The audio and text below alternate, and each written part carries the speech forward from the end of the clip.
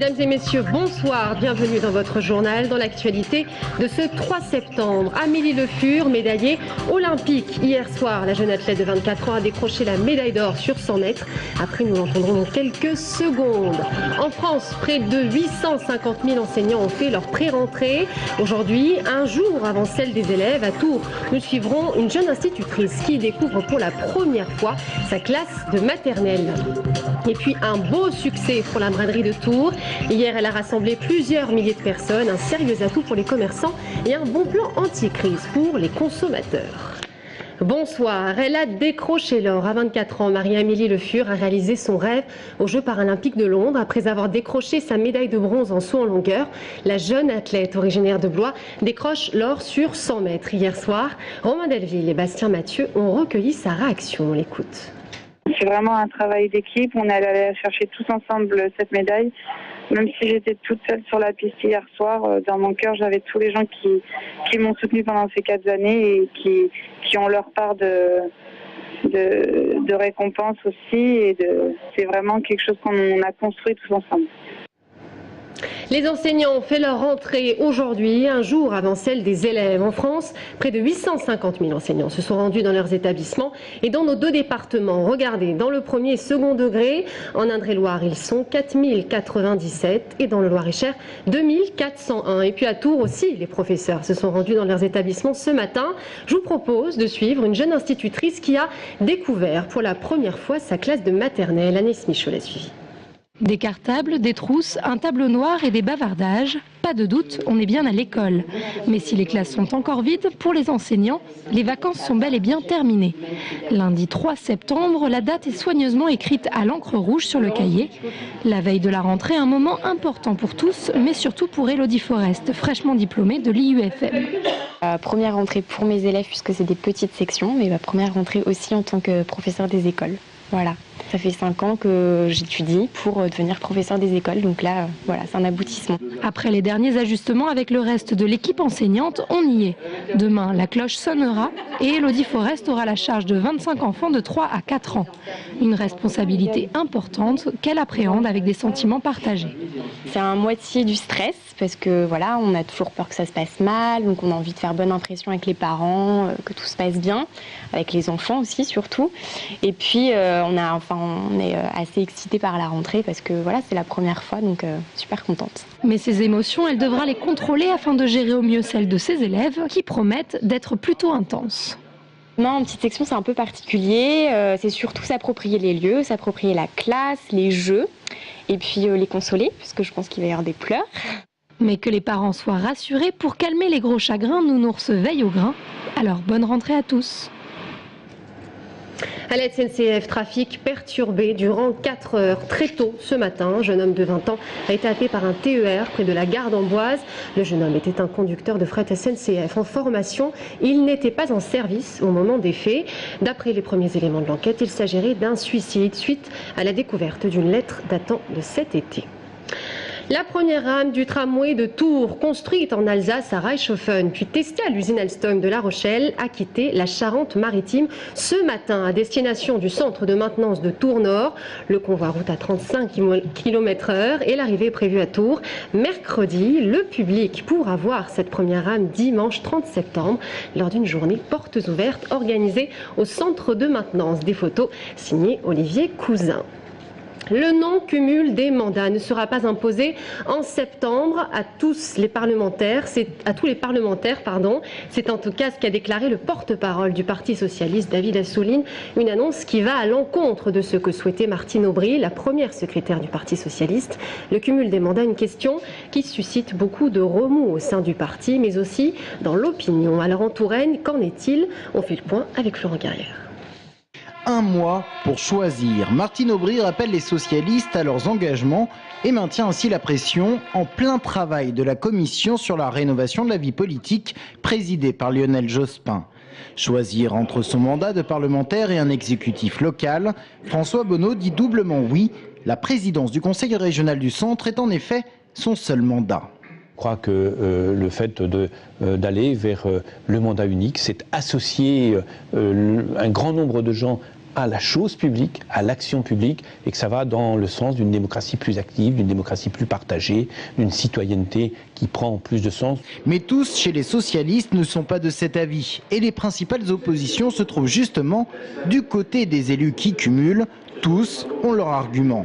Plus de cumul pour Jeannie Lorjou, ce serait la fin de l'émergence d'hommes politiques venus du terrain, capables de défendre les problématiques locales au Parlement. Le sénateur maire de Romorantin plaide en fait pour un cumul raisonnable. Pourquoi seuls les socialistes devraient-ils faire un choix, s'étonne Jean Germain. À l'image de Laurent Baumel ou encore de Jean-Jacques Filleul, tous attendent en fait la loi et ne veulent pas pour l'instant faire de choix. Le non-cumul des mandats, je voterai la loi lorsqu'elle sera présentée au Sénat, et puis on assumera nos responsabilités le moment venu. Voilà. Nous avons des engagements vis-à-vis de nos populations, nous sommes des chefs d'entreprise publics, avec des personnels, avec des budgets, avec des projets, avec des engagements. Voilà, on quitte pas un bateau comme ça. Le choix interviendra en 2014. Voilà. C'est-à-dire pour les prochaines municipales, mais pas avant pour Jean-Jacques Filleul. La commission Jospin, qui traite de ces questions, doit rendre ses conclusions à la fin octobre. Ensuite seulement, une loi pourra voir le jour, mais pas avant 2013. Mais sinon cumul il y a, un statut de l'élu doit être défini. Ils sont nombreux à plaider en ce sens. Un vrai salaire, une retraite et des droits sociaux, c'est ce qu'ils demandent en contrepartie. Le cumul des mandats, une question que nous évoquerons avec notre invité de la rédaction, François Bonneau, le président de la région Centre, à la fin de ce journal. À Tours, le succès était au rendez-vous. Pour la braderie, hier, elle aura séduit plusieurs milliers de personnes, devenue désormais un rendez-vous incontournable. Elle est surtout un bon plan pour résister à la crise, mais aussi un sérieux atout pour les commerçants. Anaïs Michaud. Ça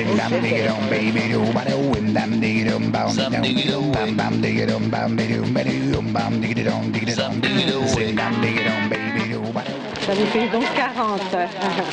Allez, ça s'arrête là.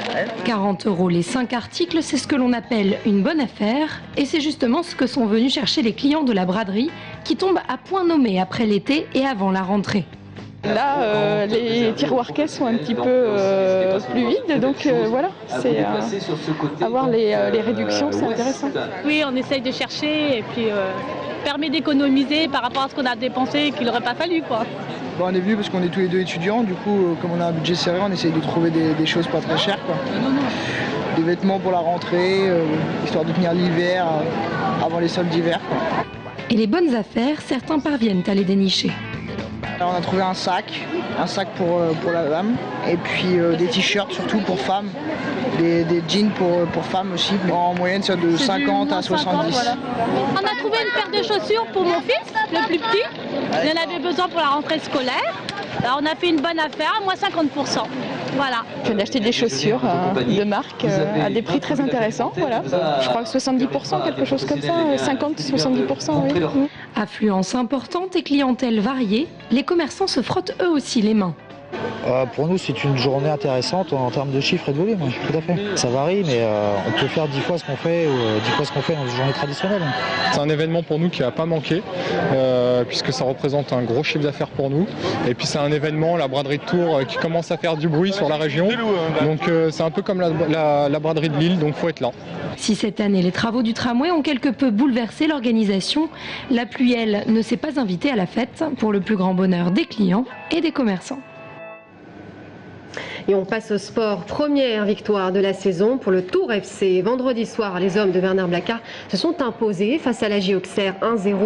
Le but, vous le voyez, intervient à la 74e minute. Un but signé Layak sur pénalty. Un pénalty provoqué par Guerrier qui entraînera l'expulsion du joueur Mandjok pour contestation.